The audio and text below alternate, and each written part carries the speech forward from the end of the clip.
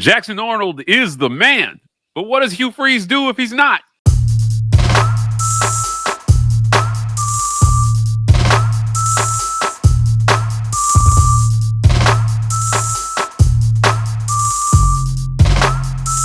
Welcome on into the Auburn Express, powered by the War Report. I'm your host, Mike G, and thank you so much for giving us a listen today. Joining me, as he will every week, is my good friend Jacob Goins. Jacob, Auburn has chosen Jackson Arnold to be its heir apparent. I think there's no discussion about whether or not he's going to be the starting quarterback. As a matter of fact, I don't think that there's a quarterback controversy at all this offseason. No competition, just Deuce Knight and Jackson Arnold showing what they can do. But Jacob, what happens if Jackson isn't it? Yeah, where do you go? Where do you go if you're Hugh Freeze? If Jackson Arnold is not, and I mean, look, it's no secret, right? It's no secret. You go and get a guy like Jackson Arnold, a starter in the Power Four, a starter in the SEC, a proven guy who I don't think got a chance to fully prove it this past year at Oklahoma, given all the injuries and all the problems they had there in Norman. If you go get him to be your starter, especially with nobody returning in the quarterback room, you bring in Ashton Daniels from Stanford, who is good, but is not what you're looking for, I don't think, in starter potential. And then you're bringing in Deuce Knight, the superstar freshman. So you had to go get somebody who was experienced, that you could trust, and that you believe could step into that starting role. But Mike, if Jackson Arnold's not it, because I'm still in the belief, and I will continue to say this, I hope there is a quarterback battle. I hope that they do just let it go wide open. In the back of their head, yeah, they're probably thinking Jackson Arnold just like you and I are. But let this thing be wide open, see how it plays out, and see who wins. And if it's not Jackson Arnold, I think a lot of people probably flip out. I think Hugh Freeze's his reputation would probably go down a little bit in terms of you missed on Peyton Thorne, and now Jackson Arnold's not even good enough to beat out the Stanford quarterback or the freshman quarterback. Then we're going to start having big-time issues. But that could also be a good thing, because maybe Ashton Daniels or Deuce Knight just completely balled out. Maybe they're just that good already, and maybe they're the best for what Auburn needs in 2025. Yeah, reminds me of that old relationship talk line. It's not me, it's you. Right. If Jackson Arnold doesn't work out, I think the common denominator is clear. But looking forward, about where you go after this, because you've got the freshman in Deuce Knight, and he won't have to compete for reps much this spring, which I think is a good situation for Hugh Freeze. The Ashton Daniels is not on campus. Usually what you have is you've got four guys and you've got to narrow it down to two by the end, somewhere a few practices into spring practice. You don't have to do that at all. You don't even have to pretend to do that, Jacob. You just got to play these two guys. You just have to play these two guys and figure out what they are. If you're Deuce Knight, can you do this year what DJ Lagway did at Florida? That's not a bad comparison. I mean, that would involve there being some quarterback controversy or quarterback injury, right? And then kind of slowly working your way into it. And then all of a sudden, halfway through, it's like, maybe we've been starting the wrong guy the whole time. Maybe Deuce Knight was the answer. Maybe we should have started him against Baylor or whatever the case may be. So, sure, I mean, I think it very well could be the case. And I don't know if that's the end of the world, right? I know Auburn fans don't want to see another transfer quarterback come in and struggle and not be the answer. But if you do start Jackson Arnold, and let's say Auburn starts 2-1, right? You lose to Baylor, get your cupcakes. You've got two tough road games in the SEC before you get to Georgia. I mean, you don't want to be starting Deuce Knight for the first time against the Dogs, but what if you don't have a choice, Mike? What if the fan base is in such a downward spiral and coming after Hugh Freeze and this coaching staff where that's the only way that he could really save himself is, hey, start the freshman. Arnold was a disaster. Let's just see what he's got. Not saying that's what's going to happen, but it very well could be. And at least now, for I think the first time in a long time, Mike, you have confidence in the backup role, whoever that is, whether it's Deuce Knight as the backup or it's Ashton Daniels, who has a ton of college football experience. You at least feel okay putting that guy in. The problem with Peyton Thorne and the guys behind him was we had no idea. We didn't know what Hank Brown had. We didn't know what Holden Geriner had, Walker White. I mean, none of those guys were very proven, and we saw that in their limited time. So I think Auburn's quarterback room, while it's smaller, you do, I guess it's the 4 now with the student walking in as a quarterback now, but you at least have a little bit more experience and you have more confidence on what the backups could do in that quarterback room if Jackson Arnold isn't the man.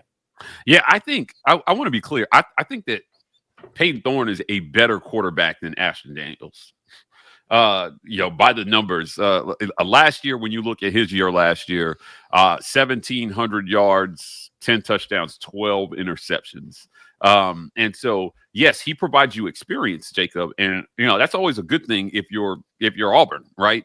But he is your breaking case of emergency in my book. I think ideally Deuce Knight knocks it out of the park. Jackson Arnold is clearly the more experienced veteran quarterback that takes the job, and he balls out, moves on. Deuce Knight takes over next year, and if you're Hugh Freeze, that is your ideal scenario.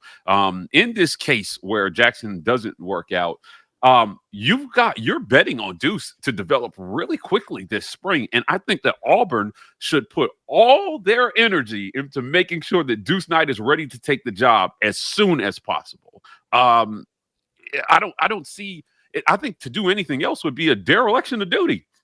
I mean, if you're Hugh Freeze, you have to have that mindset of my job revolves around the early success of Deuce Knight, because if Jackson Arnold is your starter, as we presume he will be, you're one play away from having to go to the 5-star freshman, Jackson Arnold, whatever the injury could be, right? We see it all the time in college football. You are then, if you're Hugh Freeze, your job is in the hands of the 5-star freshman. So if you neglect him, if you don't give him the time and the energy and the preparation and the development that he needs, you're absolutely right, man. This could be a disaster, and Deuce Knight could not be good.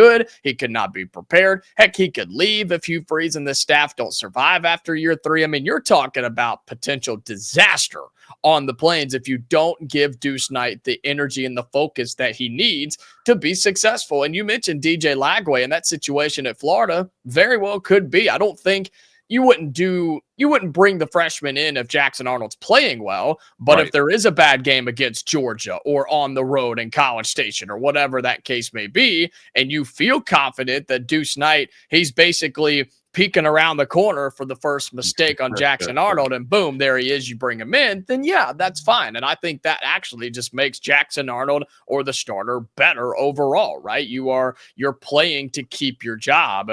But if they're not prepared for Deuce Knight and he comes in and just absolutely struggles, and then you're having the conversation of Deuce Knight or Ashton Daniels in a crucial year 3 for Hugh Freeze, it would be a disaster. It would be absolutely terrible. And you probably know what the results would become. Something about the way you say it would be a disaster made me think of a movie.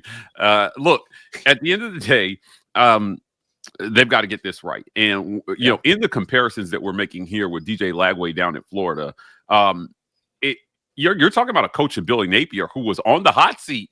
His seat was hot, and he had to make a decision to go to his true freshman, and it was the right decision. Graham Mertz brought pretty good numbers into the season as well, too. So to make that switch, I think, shows pretty good coaching acumen. And if you're Hugh Freeze, you got to get this right, because I think that leash certainly is getting shorter by the week. But look, if you're nervous about what Auburn's going to do at quarterback, visit our friends at the Rogue Shop, Jacob. Visit rogueshop.com and use code report to get 15% off that Rogue Shop order. Pain, sleep, stress, anxiety, whatever ails you in life, the Rogue Shop has something that has you covered. Our guy Richard, longtime sponsors of the War Report. We appreciate them. And if you got the munchies after that, visit our friends at Los Amigos Mexican Restaurant. You can visit them at 1220 Fox Run Ave, Suite 200 in Opelika, Alabama. Good eats, sweet treats. Los Amigos Restaurant. Great place to watch the game as well, too, Jacob. TVs everywhere. The manager has been saying that you guys have been coming into Los Amigos and telling them that you found them on the War Report. So we appreciate you guys for supporting those who support us. Jacob Goins joins me today to talk a little Auburn sports. Moving on, Jacob. Auburn basketball is on fire. Yeah, they are. let me tell you, I got my girlfriend and my mom tickets to Auburn, Tennessee this weekend. Oh, Yeah, I don't have a kidney anymore. I had to sell it for the tickets. I see. I didn't know you were making it like that, man. Golly. But it is it's a hot ticket because Auburn is on fire right now. Tennessee has faltered some coming into this one, but if you're Auburn, you have continued to win without Janai Broom. After getting the #1 ranking in the country, they've held on to it. And not only have they held on to it, they've looked good. Tough road wins, dominant home wins. The Auburn Tigers are winning in every possible way they can right now. And how much longer do you see them holding on to this #1 ranking without Janai Broom? Yeah, without Janai Broom, it's tough, right? Because we were talking about coming into SEC play that losses were inevitable in this conference. Look around. I mean, it's going to happen because of how good this conference is. So we were talking about losses becoming inevitable with Janai Broom, and you feel that would be amplified, multiplied without Janai Broom. But here we are. Has Auburn played their prettiest, best basketball recently? No, not at all. But they still win basketball games. And man, that has to be rewarded. That has to be talked about because SEC teams and college basketball teams, you know this, they're falling left and right every single day around the country. Indeed. And so how long can we keep the #1 ranking without Janai Broom? I don't know. I think it's tough this weekend if he doesn't come back. We've gotten a few updates on Janai, who's out of the boot, I believe, not really practicing. So we'll see where that stands come Saturday night. That was my prediction, was for him to come back against Tennessee, but I don't know. I'm not feeling great about that. And you don't really want to rush him back, right? As much as you'd like to have him for the Tennessee game, you don't want to re-injure it against Tennessee and have him out for even longer. So it's going to be tough this Saturday without Janai Broom if he doesn't go. This Auburn basketball team has a Final Four run in them, Jacob, and I agree. You don't want to rush him back. Stephen Pearl did an interview with the Next Round where he talked about, hey, we want Janai to come back first and foremost when the doctors say it's okay. And secondly, when Janai feels he's ready, because even though the doctors say it's okay, you have to trust your own body. You've been in your body your whole life, and no doctor can really truly tell you how you feel or should feel. And if you're Janai Broom, you got to go out there. You have to be able to trust that ankle. You got to be able to jump and do the things that made you a candidate for National Player of the Year so far. Now, look, if you're Auburn, I think you've proven you can win without him. And Chaney Johnson and Chad Baker Mazara have stepped up in the absence of Janai Broom, not only to fill the scoring load, but defensively, these guys are doing the job. The other night, they had 11 blocks, Jacob, without Janai Broom on the floor. How good is this Auburn basketball team right now? I think they're the clear team in the country. My friend Charlie Five joined me last night, and we talked about 10 quad one wins so far, Jacob. And the most we've seen was 22-23. Kansas, 16 quad one wins. Auburn has possibly 8 more quad one opportunities still left on this SEC schedule. They could win the most quad one games of all time. It's insane. And it says how good Auburn is, and it says how good the SEC is. And look how far this conference has come in the last decade, right? I mean, it's so many big programs, Auburn and Alabama and Missouri and programs like that were just non-existent in college basketball. They decided, hey, we want to be good. Texas A&M is another great example. They said, hey, we want to be good in college basketball. Let's invest. Let's put our time. Let's put our money. Let's put our focus in those programs. And look what it's become. The SEC is the best conference in the country. And Auburn is playing at the top of that conference and looks to be nearly unbeatable, but I don't think we are. And I don't think they think that way. They understand, especially with how they've played in the past couple of games, that they have work to do. And not having a game in this midweek, Mike, is huge between what happened this past weekend at Georgia before Tennessee comes to town on Saturday night. With all the festivities, right? You got College Game Day, and saw a stat, I think Auburn posted it, where this is the 5th year in a row that Auburn is hosting College Game Day for basketball. They're the only program in the country to ever do that. And so think about that for just a second. The fact we went from never even thinking about having game day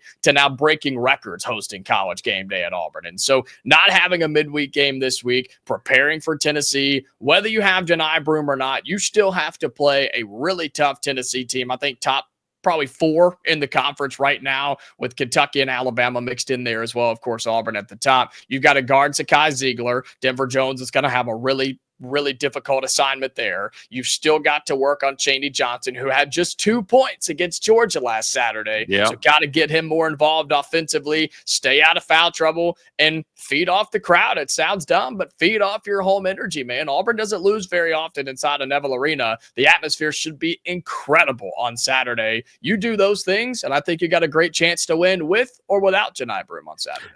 That student section is guaranteed to be insane on Saturday. I'm going to be there. I know you'll probably be there as well, too. Yep. Hopefully, there'll be no snow keeping us away on Saturday. But look, you mentioned Chaney Johnson, and, he does more than just score. He does more than just score. So defensively, he gives you a lot. But we've seen Jakai Howard develop here as the season has gone on. His athleticism is clear. Like, this young man is showtime on the basketball court. But I think the longer Janai is out, the more opportunities you have to develop even more depth, because this is a Final Four team. But what you don't want to happen to this team, that happens to that Final Four team, is you don't want to go into that Final Four without your best player. In 2019, it was Chuma Okeke. He got hurt. I think it was against North Carolina. Gruesome leg injury. That young man went on to have, to have an NBA career after that. So we're thankful for that. But you want your best player come the postseason. And right now, if you're Auburn, you're not missing the postseason. I think right now, even not falling off that 2 seed would represent a monumental collapse for Auburn basketball down the stretch. Sure. That I know we probably don't even want to talk about, but I think they're a lock to be a 2 seed right now. They're firmly a 1 seed, but we'll see what happens. Jacob, I want to close this segment out talking about that number 1 ranking. I think Auburn basketball has earned the benefit of the doubt to lose this game on Saturday and still be the number 1 team in the country come Monday. We've seen bad losses we've seen close losses, bad losses. We've seen all kind of losses by everybody else in the top 10 of these net rankings. And of those teams, Auburn has played more quad 1 games than anybody, but they've also doubled up anybody in the top 10 in wins. Nobody currently in the top 10 of the net has more than 5 quad 1 wins. You're Auburn, you have 10. And that was all done in the non-conference. So after the non-conference, you have solidified that, look, this wasn't a fluke, right? Because the teams that we beat in the non-con, they're in your net top 10 now. As a matter of fact, the only team we lost to is the second team in the country. Dude, in the net. So, and we went there and battled them on their home floor. If and this is what you're thinking if you're Auburn. We've earned the benefit of the doubt if you're Auburn. I think they deserve that number 1 ranking, even with barring a complete blowout at home. They should be the number 1 team in the country no matter what happens. What do you think? Yeah, it's just the teams that are behind you are coming up, and they're coming up fast, right? You've made that turn and you skid a little bit, and here they come. They're not going to let up at all. Duke, Iowa State, Alabama got to pull up right here. Even Florida and Tennessee, right? We forget that they're still hanging around the 5th and 6th ranked teams in college basketball. And so if Auburn loses, I agree. I think there should be some grace there, and especially with the resume we have and not having Janai Broom, if he does not play on Saturday, there should be some grace there. Will the AP poll voters do it? I don't know. Probably not, unfortunately, which means Duke would get that number 1 spot. And let me say this, too. I know we're short on time. Duke's playing in the worst conference in college basketball. Can we just say that? Their resume is ridiculous. They will not play a top 25 team in conference play, Mike. They won't play one. Not a single top 25 team in conference play. Say that about the ACC? No, but it's so true, man. It's horrible. The ACC is horrific. So they'll get the number 1 slot, and they'll never move out of it because they'll never lose. And that's not cool. I don't think that's fair. I don't think that's right. But that's why Auburn has to continue winning just to make sure you stay as the number 1 team in America. Yeah, I think, again, that loss, I hate blaming the refs. But I'm sorry, that Duke-Auburn game was one of the worst officiating games, I think, of the year. It was bad. And overcoming the refs. Credit to Duke. Look, man, they defended home court. I'm not taking the win away from them. I'm just saying on a neutral floor, I think Auburn wins that game 9 times out of 10. And Cooper Flagg he's great. He's one of the best players in college basketball. He's going to go on to have a really, really good NBA career. He's already a pro. The kid is 19, but Auburn is the deepest team in the country, and we've seen them battle through bad officiating so far this year to keep only that one loss. So if you're Auburn, I think you earned it. I think you've done enough to earn the benefit of the doubt that the Dukes get year in and year out. The Kansases, the North Carolinas, these teams get that benefit of the doubt. Yep, Jacob. And if you're Auburn, the last time you were number one, as soon as you lost the game, they dropped you right off that perch. Right. So this is a fascinating story to watch here for me, because it's going to say a lot about where you get seated if you're Auburn, and do you get a favorable region. Spokane was a joke. Sending Auburn and Alabama and UAB to Spokane was a joke. I was there. I don't know if you were there, but we made the trip to Spokane. Just an awful placing, I think, for Auburn in the tourney. And if you have a chance to get in that Atlanta region and play games in Atlanta, boy, you do not want to miss that. And I think you deserve the easiest path to that Sweet 16 right now if you're Auburn. And there's not much you can do to change my mind unless, again, they lose multiple games in a row. If they lose 3 out of 4 or something like that in a stretch, then sure, then maybe we start to reconsider that. Jacob, just want to mention the schedule coming up for Auburn for our listeners on pod. Tennessee, obviously, this Saturday, big game. After that, you have a road game versus LSU on the 29th to close out the month of January. Number 16th, currently ranked Ole Miss. You have to go to Oxford to play them. You've got an Oklahoma team that is net top 50. Right? Somehow. They're 50 in the net right now, but that's a game you should win, and they come to Neville. Then you have a top 5 Florida, and you've got a tough, scrappy Vanderbilt team. That is the next stretch for Auburn. Obviously, the Iron Bowl of basketball happens right after that. Auburn, Alabama. I think that game will be what we thought Auburn, Tennessee was going to be. Mm-hmm. Right now, the way Alabama is shooting the basketball, God, you've got crazy quad 1 opportunities still left on your schedule if you're Auburn. And is it possible that they have a stretch where they go 2-2 over a 4-game stretch, or 3-3 over a 6-game stretch? Sure. I think it's possible. I think it's possible, but I think that you're going to lose some games here. They should be given the benefit of the doubt if they lose a couple.